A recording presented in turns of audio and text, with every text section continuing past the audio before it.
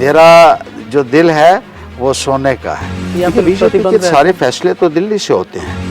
देखिए एलजी भी तो एक प्रॉक्सी रूल ही है ना सेंटर का। या था जब कांग्रेस और एनसी की सरकार थी तो मुझे कहते आ जाइए और डिप्टी चीफ मिनिस्टर बन जाइए। अच्छा। इस पार्टी को सेंध बाहर से कम और अंदर से ज्यादा लगी है। जब मेहनत इंसान ने की हो किसी चीज को बनाने में तो दुख तो बहुत होता है। नमस्कार, आप देख रहे हैं साक्षात्कार और मैं हूं दीपक खजूरिया, एक पत्रकार। 3 बार के विधायक, 1 बार कैबिनेट मंत्री हर्षदेव सिंह जो पैंथर्स पार्टी के अध्यक्ष थे, वह भी अब आम आदमी हो चुके हैं, यानी कि आप ज्वाइन कर चुके हैं। हमारे साथ हर्षदेव सिंह हैं। इन्हीं से जानते हैं कि आखिर किस तरह का ये सफ़र रहा और आगे का सफ़र जो है वो किस तरह का रहने वाला है, ख़ास तौर पे उस समय जब डिलिमिटेशन की रिपोर्ट आ चुकी है, जम्मू कश्मीर में सीट्स बढ़ चुकी हैं और हालांकि अभी चुनाव के बारे में कुछ भी स्थिति साफ नहीं है। हर्षदेव जी, सबसे पहले बहुत बहुत स्वागत है आपका द न्यूज़ स्क्वायर के खास कार्यक्रम साक्षात्कार में। शुक्रिया। और दूसरी मुबारक आपको कि आपने आम आदमी पार्टी ज्वाइन की है 2-3 दिन पहले ही। जी हर जी, हमारा ये जो कार्यक्रम है इसमें हम खुलकर बात करेंगे आपसे, आपकी सियासत के बारे में, हालातों के बारे में। अगर आपको लगता है कि कोई भी ऐसा सवाल है जो आपको जिसका जवाब नहीं देना है या स्किप करना है तो स्किप किया जा सकता है। पहला सवाल मेरा आपसे कि फाइनली आम आदमी पार्टी ज्वाइन कर ली, आखिर क्यों? देखिए इसके बारे में तो बहुत देर से बातचीत चल रही थी और पैंथर्स पार्टी की जो हालत हो चुकी थी वो तो आप अच्छे तरीके से जानते हैं। बहुत सारे फैक्टर्स इसमें थे और सबसे बड़ी बात ये थी कि हमारे जो सहयोगी थे बहुत सारे निकल गए बाहर और लोगों ने भी ये कहा कि एक फ़ैसला कर लीजिए कि एक ऐसा प्लेटफार्म चुनिए जहाँ से आपकी आवाज़ जम्मू कश्मीर की जनता और हिंदुस्तान की जनता सुन सके। मेरा एक लंबा पॉलिटिकल तजर्बा रहा है। एमएलए भी 18 साल रहा हूँ, मैं मंत्री भी रहा हूँ और कंट्रीब्यूशन के लिहाज से भी मुझे लगता है कि अपने आप में एक संतुष्टि भी है कि जितना मुमकिन हो सकता था लोगों के लिए वो किया है। लेकिन हालात ऐसे बन गए, एक ऐसे चौराहे पे हम पहुंच गए चलते चलते जहाँ पे फैसला लेना जो है वो बहुत लाजमी हो गया। और फिर तमाम साथियों की राय से, अपने जो समर्थक हैं उनसे सलाह मशवरा करने के बाद और आम आदमी पार्टी के दिल्ली के जो तमाम लीडरशिप है उनसे बात करने के बाद ये फैसला लिया गया कि हम आम आदमी पार्टी में शामिल होंगे। आम आदमी पार्टी ने आपको अप्रोच किया था जब शुरुआत हुई आपसे बातचीत की, या फिर आपने आम आदमी पार्टी की तरफ झुकाव किया था? तो ये किस तरह से सारा? देखिए मुझे तो बहुत सारी पार्टियां, लगभग सारी ही पार्टियां जो है वो ऑफर देती रही जी। और आम आदमी पार्टी भी थी उसमें, उन्होंने भी मेरे से बात की और फिर काफ़ी दौर चला बातचीत का और फिर पिछले दिनों जो है वो दोबारा से उन्होंने कहा कि हम बातचीत करना चाहते हैं और दिल्ली में जाकर हमारी बात हुई। अरविंद केजरीवाल जी से बात हुई, मनीष सिसोदिया जी जो डिप्टी चीफ मिनिस्टर उनसे बात हुई, उनके जो दूसरे मंत्री हैं उनसे बातचीत हुई, जो मेंबर पार्लियामेंट हैं उनसे बातचीत हुई और उसके बाद ही जो है हमने ये फैसला लिया कि हम इस पार्टी में। हाँ जी, आपके पार्टी में ज्वाइन होने से पहले करीबन 20-25 दिन पहले ही, यानी कि पिछले महीने ही, आपके 2 पुराने सहयोगी बलवंत सिंह मनकोटिया और यशपाल कुंडल भी आम आदमी पार्टी उन्होंने ज्वाइन की। जहाँ तक देखा जा रहा था कि वे पैंथर्स पार्टी से अलग हो चुके थे काफ़ी 3-4 महीने पहले के, और वह भी कोई दूसरा प्लेटफॉर्म ढूंढ रहे थे। तो क्या आपस में ये सारा मिलजुल कर ये हुआ था कि उस तरफ जाना है, या वाकई में आपको नहीं पता था और उनसे कोई संपर्क नहीं था, वो अलग से बातचीत कर रहे थे, आप अलग से कर रहे थे? सही मैं आपको बताऊं तो मुझे मालूम नहीं था कि इस तरीके से है और मैं तो चाहता था कि ये इसको चलाया जाए। मैं अगर आपको ईमानदारी से कहूँ जी, अच्छा, कि इसको चलाया जाए और बहुत मेहनत इसके लिए दीपक जी हमने की है और लहू दिया है अपना इस पार्टी के लिए।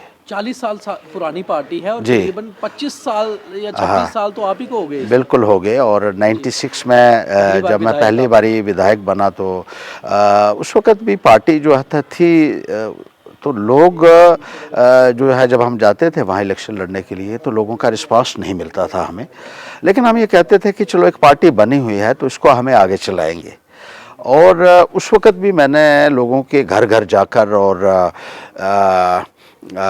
एक लोगों का विश्वास जो होता है वो जीतने की कोशिश की। उस वक़्त मैंने प्रैक्टिस शुरू की थी हाई कोर्ट में, 3-4 साल हुए थे उस वक़्त मुझे प्रैक्टिस करते हुए, और मैंने 30-40 केसेस तो पब्लिक इंटरेस्ट के उस वक़्त लगाए लोगों के हित में। लोगों का विश्वास एक जो है वो बना। उस वक़्त भी लोग कहते थे कि पैंथर्स पार्टी में नहीं, आप पैंथर्स पार्टी की तरफ से मत आइए। हमारे पिताजी जो थे वो बहुत बड़े सोशल वर्कर थे और उन्हीं की वजह से हम सब एमएलए बने, जितने भी पैंथर्स पार्टी के बने हैं उनकी वजह से ही बने हैं। उनको भी कांग्रेस की मैंडेट मिला था, तो उन्होंने वो भीम सिंह जी को ट्रांसफ़र किया था उस वक़्त। तो उनका एक बहुत बड़ा रुतबा था, लोग उनकी बहुत इज्जत और एहतराम करते थे, आज भी करते हैं, और उन्हीं की वजह से हम बने। वो कहते थे उनका नाम लेकर आप आओ, तो वो एक बहुत बड़ा सपोर्ट था मेरे लिए। और फिर मैंने जो है मेहनत भी की उनके नक्शे कदम पे चलते हुए, और 96 में मैं बना। जी, 96 में आप पहली बार एमएलए बने, और पहली बार एमएलए बनने की देर थी कि 6 साल तक आप एक अच्छे लीडर जम्मू के बन चुके थे। एक समय था जब पैंथर्स पार्टी के 2 एमएलसी और 4 एमएलए, जिसमें से 2 मंत्री, एक इस लेवल की पार्टी बन गई थी, और आपका बहुत बड़ा योगदान था क्योंकि आप उसमें विधायक बन के आए थे और यंगेस्ट लीडर थे, फेस थे पार्टी के। आखिर आपने खुद ही अब बात शुरू की है तो आप ही से पूछिए, कारण क्या रहा उस जहाज के? बिल्कुल, शायद नज़र लग गई होगी किसी की, दीपक जी मैं क्या कह सकता हूँ, लेकिन बहुत मेहनत की इसके लिए। और किसकी नज़र लगी, पार्टी के भीतर से किसी की या बाहर से? लगता है भीतर से ही ज़्यादा लगी होगी।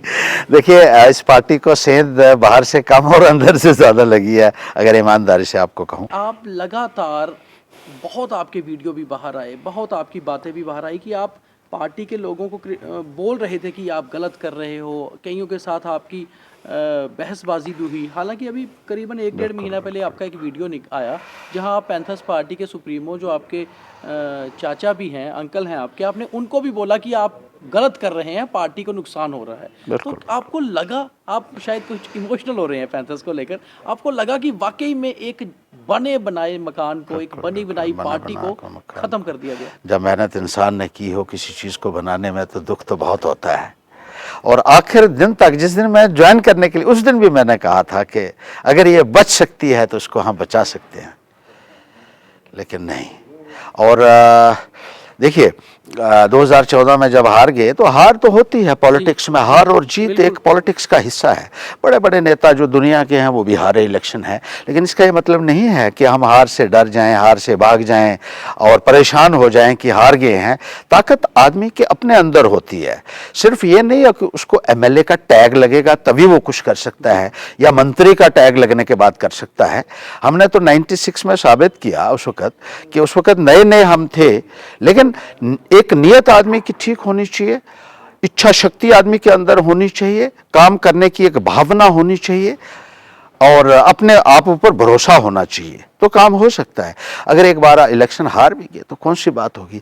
अब इलेक्शन हारने के बाद कोई चला जाए कभी बीजेपी के दफ्तर में, कभी दूसरे के दफ्तर में, और वहाँ जाकर जो है ये वहाँ शुरू हो जाए कि किसी तरीके से इनकी टिकट मिल जाए, उनकी टिकट मिल जाए, तो कोई अच्छा नहीं लगता है। क्योंकि जिस पार्टी ने बनाया है उस पार्टी का भी सम्मान होना चाहिए।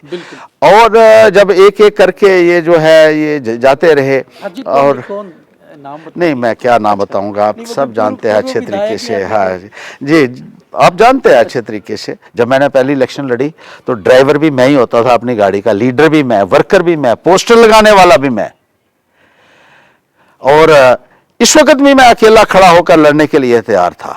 हरजीत, बीजेपी ने भी 2014 में आपको अप्रोच किया था? जी बिल्कुल, बीजेपी ने नहीं, कांग्रेस ने भी किया था, बीजेपी ने भी किया था उस वक्त। तो ये 14 के चुनाव से पहले की बात है या जब चुनाव खत्म हो गए उसके बाद? नहीं, 14 के चुनाव से पहले भी किया था। अच्छा। और कांग्रेस ने भी किया था, और यहाँ तक कि वो कहते थे कि अगर आप आ जाएंगे तो आपको मुख्यमंत्री का कैंडिडेट के लिए भी, ये कांग्रेस ने कहा था? हाँ, ये दोनों पार्टियां हमें अच्छा। कहती थी कि आप एक बार आ जाइए और आप संभालिए। अच्छा। लेकिन मैं ये सोचता था कि मैं तो चला जाऊंगा, मुझे टिकट दे देंगे तो मेरे साथ जो बाकी जुड़े हुए हैं उनका क्या होगा।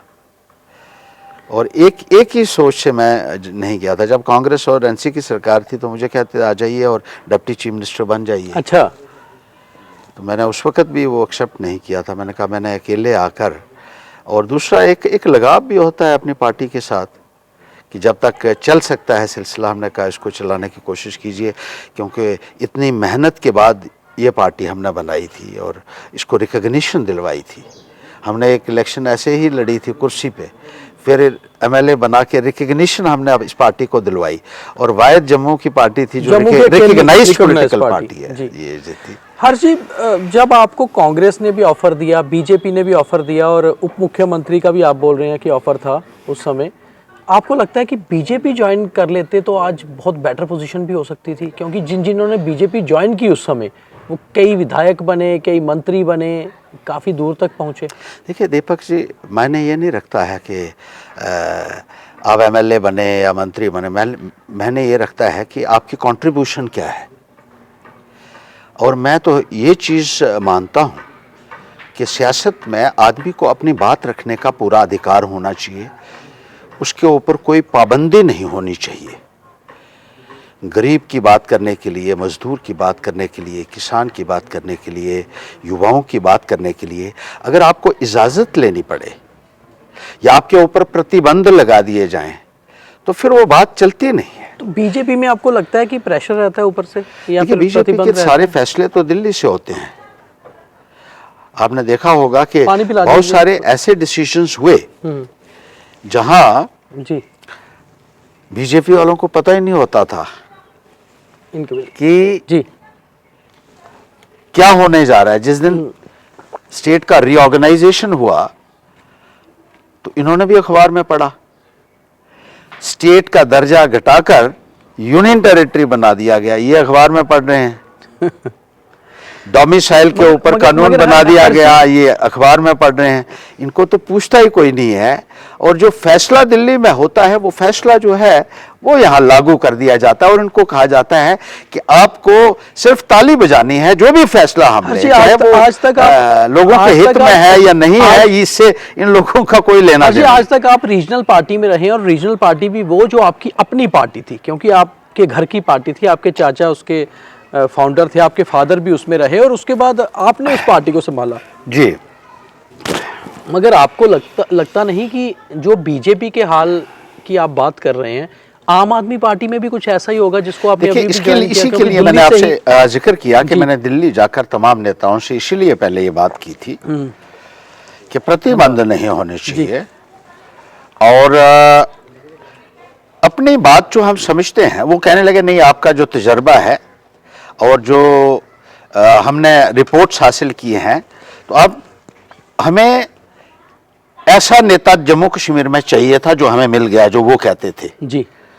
तो आप इसको चलाइए। और बहुत सारी बातें थी जो हमने वहाँ क्लियर की उनके साथ, जम्मू कश्मीर के हालात के ऊपर, जम्मू के बारे में, बेरोजगार नौजवानों के बारे में, और जो हमारा व्यू पॉइंट था वो भी हमने रखा। और उसके ऊपर चर्चा होने के बाद ही हमने ये फैसला जो है वो लिया है कि किस तरीके से। और वो कह रहे थे हमारी नई नई ऑर्गेनाइजेशन है तो इसको एक शेप देनी है, जिसके लिए हमें एक अच्छा नेता चाहिए। मतलब हम ये कह सकते हैं कि आपको एक बड़ी जिम्मेवारी आम आदमी पार्टी ने कमिट कर दी है, और वो बहुत जल्द अनाउंस होने वाली है। देखिए यही उन लोगों ने कहा है मुझे, क्योंकि मैं पहले भी ज्वाइन कर सकता था, मैंने नहीं किया था, इसीलिए नहीं किया था क्योंकि एक तरीकाकार से हम इस नई ऑर्गेनाइजेशन को, मैंने कहा था कि अगर इसको चलाना है तो एक सिस्टमैटिक तरीके से ही हम इसको जो है वो आगे ले जा सकते हैं। आपने भी कोई टर्म्स एंड कंडीशन रखे अपनी ज्वाइनिंग के, केजरीवाल जी के आगे, सिसोदिया जी के आगे? ये तो उनको हमने पहले ही बता दिया था ये सारी बातें जो हैं, तो उन्होंने कहा नहीं, हमारे पास आपको हम यही कहना चाहेंगे कि आपके स्ट्रेचर का वहाँ हमें कोई नहीं दिख रहा है जम्मू कश्मीर में, आप आइए, शामिल होइए और चलाइए। मतलब आपको ये कंफर्म कर दिया उन्होंने? जी। तो हर्षदेव जी, अब लगता है आपको कि अब आने वाला जो आम आदमी पार्टी का जो अगला सफर रहेगा, अब चुनाव आएंगे, आगे बढ़ेंगे, तो अब हर्षदेव आम आदमी पार्टी को लीड करेंगे, हम इतना कह सकते हैं? देखिए अभी पहले कोई फॉर्मल अनाउंसमेंट हो जाए, उनकी तरफ से हो जाए, मैं अपनी तरफ से नहीं कहना चाहूँगा, लेकिन ये बातें उनके साथ हमारी हो चुकी हैं। तो कब तक अनाउंस हो सकता है, क्या लगता है? जब भी वो ठीक समझेंगे और एक उनका जो है ऊपर कमेटी जो होती है वो बैठ के इस बारे के मैं अनाउंसमेंट जो है, उन्होंने ये आश्वासन दिया था कि जब भी उसकी हम मीटिंग करते हैं उसके बाद हम ये ऐलान जो है तो कश्मीर का भी जो है आपको जिम्मेवारी देंगे कश्मीर की? देखिए, हमने तो ये कहा था जम्मू कश्मीर को तो इकट्ठे है, अगर तो जम्मू कश्मीर को चलाना है जी, तो फिर तो ये तो हो नहीं सकता कि अभी दो रियासतें तो है नहीं है, जी। अभी तो एक ही यूनिट है, ये तो एक यूनिट है, तो एक जो है कॉम लीडरशिप जो है वो जम्मू और कश्मीर के लिए तो वही रहेगी ना। कश्मीर को लेकर क्या सोचते हैं हर्ष जी आम आदमी पार्टी के संदर्भ में, कि क्या कश्मीर में भी उनकी ज़मीन कुछ निकल कर आ सकती है? ज़मीन कुछ है, कुछ तैयार करनी पड़ेगी, और वो तभी हो सकता है जब एफर्ट की जाए, लोगों के साथ राब्ता करेंगे, लोगों के साथ मुलाकात करेंगे, और कश्मीर में एक एंटी बीजेपी माहौल है जी, और कश्मीर में भी ये लोग मानते हैं कि आज की तारीख में बीजेपी के साथ लोहा लेने के लिए हमें मजबूत लीडरशिप की ज़रूरत है, जो बहुत कम है आज की तारीख में, क्योंकि लोग डरे हुए हैं, सहमे हुए हैं। बीजेपी ने जो है उनको किसी न किसी तरीके से दबाने की कोशिश जो है बीजेपी वो कर रही है हर एक लीडर को, तो उनको भी ये चाहिए, और अब देखते हैं, आगे चलते हैं, बढ़ते हैं। कश्मीर में सज्जाद लोन की पीपल कॉन्फ्रेंस हो या अपनी पार्टी हो अल्ताफ़ बुखारी साहब की, या फिर एक और पार्टी बीच में निकल कर आई थी जो तो अब वापस आईएएस में चले गए हैं, वो तो पार्टी ही ख़त्म हो गई। कांग्रेस भी ऑलमोस्ट अपनी ज़मीन खो चुकी है। तो ऐसे में आपको लगता है कि जो बहुत सारे कश्मीर के नेता हैं जो अब नई पार्टी ढूंढ रहे हैं, वो आम आदमी पार्टी की तरफ झुकाव कर सकते हैं? बिल्कुल कर सकते हैं और कर रहे हैं। और क्या आपके टच में कुछ लोग हैं? बिल्कुल हैं, बहुत सारे लोग हैं, हर एक जगह से हैं, कश्मीर से हैं, चिनाब रीजन से हैं, पीर पंजाल से हैं, हर जगह से हैं, और वो लोग जो हैं वो राब्ता कर रहे हैं। कुछ ने ज्वाइन किया है, बहुत सारे ऐसे हैं जो अभी ज्वाइन करना चाहते हैं। और कल जब हम दिल्ली से वापस आए जी, तो कोई 10-12 हज़ार लोग थे एयरपोर्ट के बाहर, और आपने देखा 4-5 घंटे तो पूरा जाम रहा जम्मू, और इतना लोगों ने भव्य जो है वो रिसेप्शन दिया है, मैं उन लोगों का भी बहुत आभारी हूँ। तो ये दर्शाता है कि लोगों में एक बात जा रही है, और जब किसी पार्टी में सही लीडरशिप लोगों को मिल जाती है तो लोगों का माइंड जो है वो ऑटोमेटिकली चेंज होता है, और लोग बेहतरी की तरफ जाना चाहते हैं। खुद ही बताया, बड़ा इंटरेस्टिंग एक सवाल है कि जैसे जब आप कल वापस आए दिल्ली से, जब आप दिल्ली गए थे तो आप एज ए पैंथर पार्टी अध्यक्ष गए थे, तो बहुत कम वर्कर आपके साथ रह गए हुए थे। जैसे ही आप वापस पहुंचे आम आदमी पार्टी ज्वाइन करके, तो बहुत ज्यादा एक वर्कर का हजूम आ गया। तो ये पैंथर्स वाले वर्कर ही आपके साथ थे, आम आदमी पार्टी वाले वर्कर आए थे, या वो लोग थे जो बीजेपी से या बाकी पार्टियों से नाराज हैं और वो आपके साथ आ रहे हैं? लोगों को एक उम्मीद दिखी उसके बाद, और इसीलिए लोग आए थे, और इतनी कड़कती धूप में आए थे। आपके सारी पार्टियों में दोस्त हैं, कुछ बाकी पार्टियों के दोस्तों का फोन वोन आया आम आदमी पार्टी ज्वाइन करने के बाद? आता है, बिल्कुल आता है, मुबारकबाद दे रहे हैं? बिल्कुल, अपने अपने तरीके से जो उनका अपना अपना नजरिया है वो शेयर करते हैं। बिल्कुल। कुछ बीजेपी वालों का फोन तो नहीं आया? बीजेपी वाले भी फोन करते हैं बीच में। अच्छा। देखिए, रिलेशन अपनी जगह है, लेकिन कमिटमेंट जो होती है वो तो फिर अपना सियासी एक फोरम है, कमिटमेंट वहाँ है, लेकिन रिलेशन जो होते हैं तो अपना अपने व्यूज़ जो अपना ओपिनियन जो है वो कोई भी दे सकता है। आज के दिन में हर्षदेव सिंह आम आदमी पार्टी के नेता के हिसाब से अगर आप देखें, जम्मू कश्मीर में कौन से बड़े मुद्दे हैं जिनको लेकर अब जनता में जाना है? देखिए, बहुत सारे मुद्दे हैं। अब तो डेवलपमेंट का जो नारा बीजेपी ने 8 साल पहले दिया था वो सिर्फ एक नारा बन के ही रह गया, एक जुमला ही बन के रह गया। जैसे वो खुद भी कहते हैं, डेवलपमेंट तो कहीं दिखी नहीं।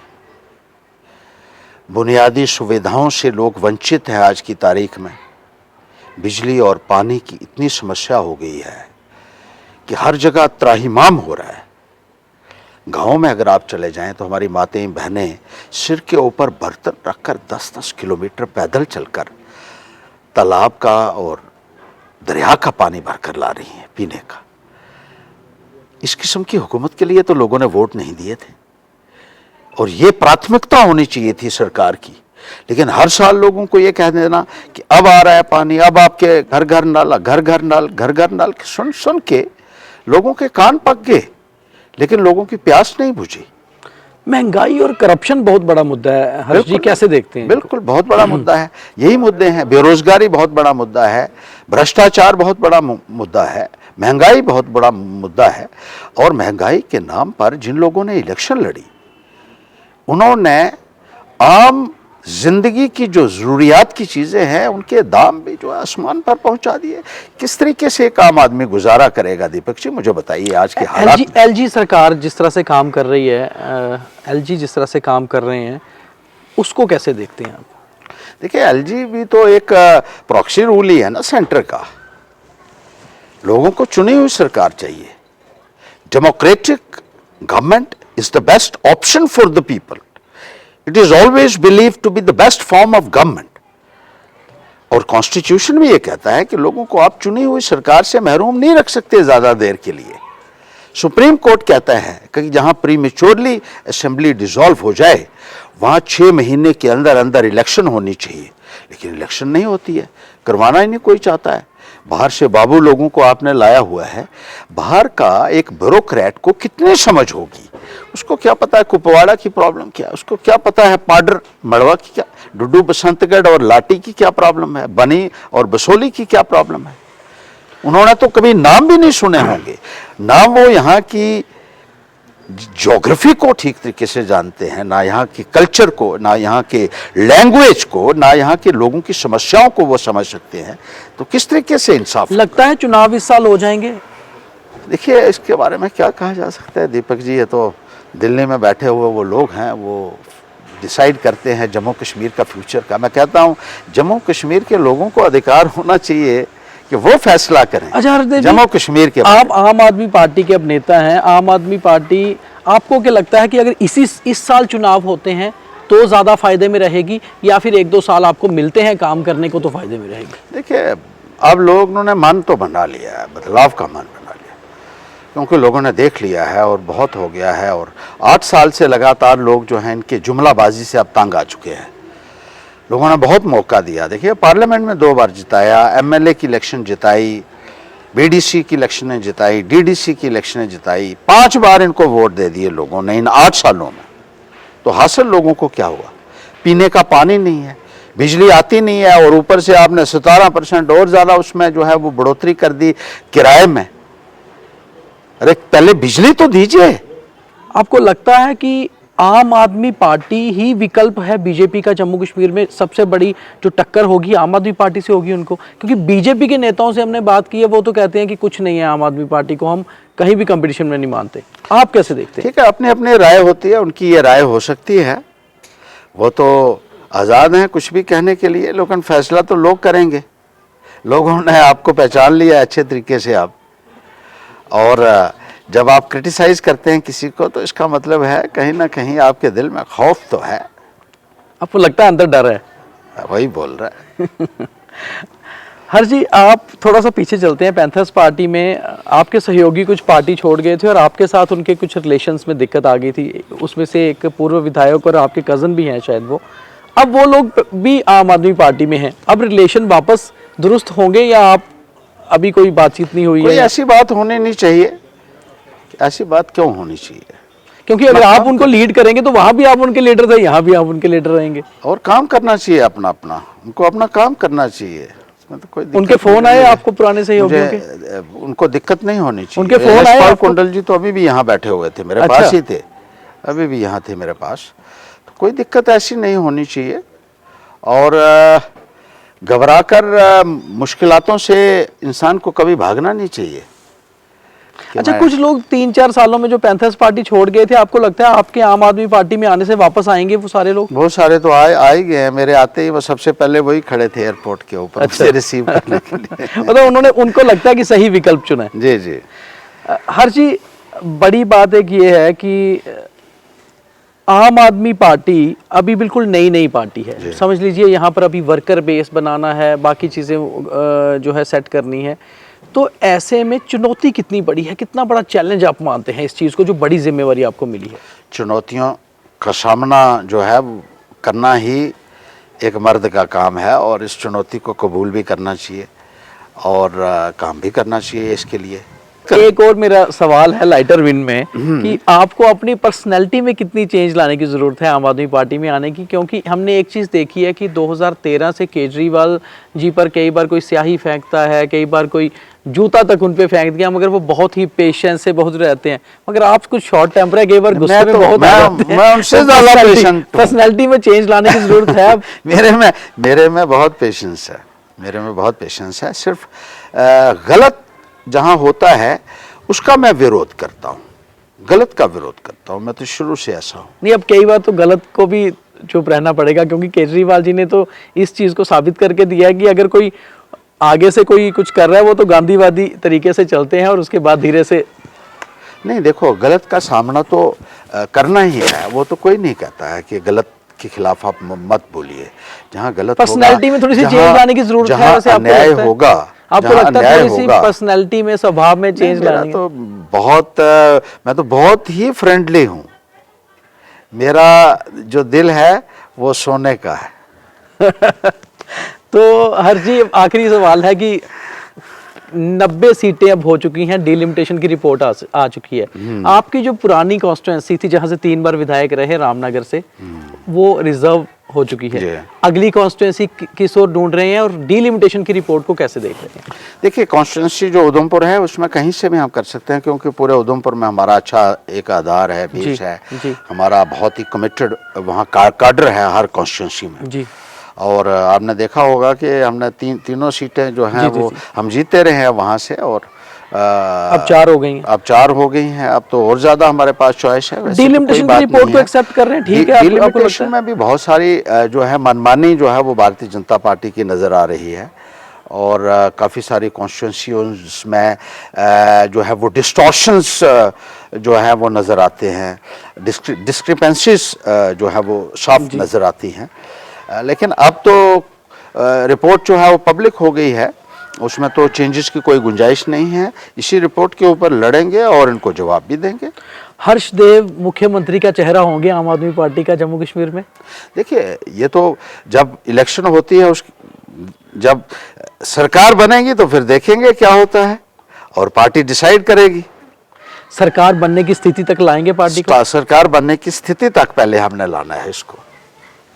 धन्यवाद हर्ष जी, बहुत अच्छा लगा, हमेशा आपके साथ इंटरव्यू करके अच्छा लगता है। तो ये थे हर्षदेव सिंह, पैंथर्स पार्टी के अध्यक्ष, मगर अब आम आदमी पार्टी के नेता। इनका कहना है कि अपनी टर्म्स एंड कंडीशन पर आम आदमी पार्टी को ज्वाइन किया है और आने वाले दिनों में कोई बड़ी जिम्मेवारी इनको मिल सकती है। मगर बड़ी बात यह है कि आम आदमी पार्टी को खड़ा करना और उस स्थिति तक लेके जाना कि आम आदमी पार्टी बीजेपी को टक्कर दे पाए, ये हर्षदेव सिंह के लिए भी एक बड़ी चुनौती होगी। अगले एपिसोड में किसी और पर्सनैलिटी के साथ, तब तक के लिए लगातार बने रहिए द न्यूज़ स्क्वायर के साथ। धन्यवाद।